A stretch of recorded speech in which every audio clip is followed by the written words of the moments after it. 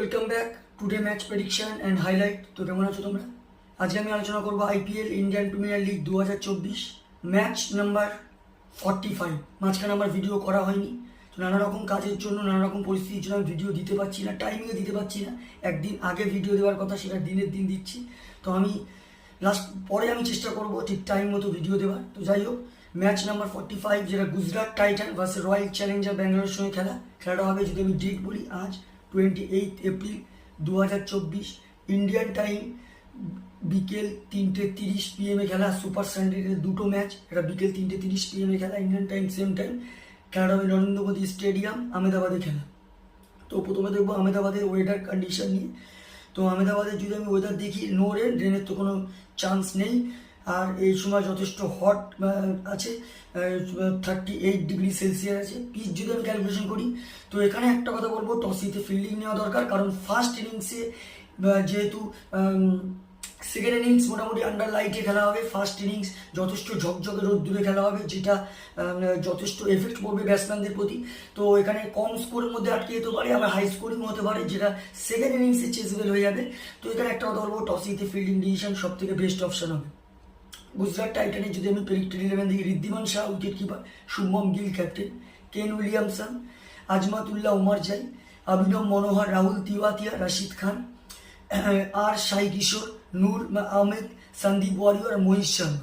Royal Challenger Bengaluru যদি আমি predicted 11 দেখি, Virat Kohli, Faf du Plessis captain, Will Jacks, Rajat Patidar, Cameron Green, Mahipal Lomror, Dinesh Karthik wicket keeper, Karn Sharma, Lockie Ferguson, Yash Dayal, Mohammed Siraj. দুটো টিমের আমি প্রেডিক্টেড 11 বা প্রবাবিলি 11 বলে দিলাম। লাস্ট ম্যাচ যদি দেখি, Gujarat Titan last match lost হয়ে আছে দিল্লি ক্যাপিটালের কাছে। গুজরাট টাইটানের লাস্ট ম্যাচ সব থেকে হাইস্ট করে সাই সুদর্শন, 65 রান। আর যদি বলিং পারফর্ম দেখি, সব থেকে উইকেট টেকার ইকোনমিক বল করে সন্দীপ ওয়ারিয়র, 15 রান দিয়ে 3 উইকেট নেয়। রয়্যাল চ্যালেঞ্জারও ব্যাঙ্গালোর লাস্ট ম্যাচ উইন হয়ে আছে। Royal challenger Bangalore last match সব থেকে হাইস্ট করে রাজাত পাতিদার, 50 রান। আর বিরাট কোহলি 51 রান। আর যদি বলিং পারফর্ম দেখি, সব থেকে উইকেট টেকার ইকোনমিক বল করে ক্যামরন গ্রিন, 12 রান দিয়ে 2 উইকেট নেয়। তো যাই হোক, Gujarat Titan versus royal challenger Bangalore, দুটো টিম যদি পার্সেন্টেজ ক্যালকুলেশন করা হয়, 50-50 বলবো। ব্যাটিং রয়্যাল চ্যালেঞ্জার ব্যাঙ্গালোরের গুজরাটের থেকে যথেষ্ট বেটার, কিন্তু বলিং গুজরাট টাইটানের আমি বলবো ব্যাঙ্গালোর থেকে বেটার। তো আমার প্রেডিকশন আজকে match winner royal challenger Bangalore in this game. Royal Challenger Bengaluru এই ম্যাচ জিতবে। আর যদি টপ ফ্যান্টাসি পিক দেখি কারা কারা এই ম্যাচে পারফর্ম করতে পারে, গুজরাট টাইটানে যদি টপ ফ্যান্টাসি পিক দেখি, শুভম গিল, আজমাতুল্লাহ ওমার জাই, রাশিদ খান, সাই কিশোরকে টপ ফ্যান্টাসি পিকের মধ্যে দেবো। রয়্যাল চ্যালেঞ্জার ব্যাঙ্গালোর যদি টপ ফ্যান্টাসি পিক দেখি, বিরাট কোহলি, উইল জ্যাক, রাজাত পাতিদার আর করণ শর্মাকে টপ ফ্যান্টাসি পিকের মধ্যে দেবো। রানের যদি এখানে ক্যালকুলেশন করা হয়, গুজরাট টাইটান যদি ফার্স্ট ব্যাট করে, তো আমার ক্যালকুলেশন 170 থেকে 180-র মধ্যে করবে, যেটা 5 কি 4 উইকেটে রয়্যাল চ্যালেঞ্জার ব্যাঙ্গালোর উইন হবে।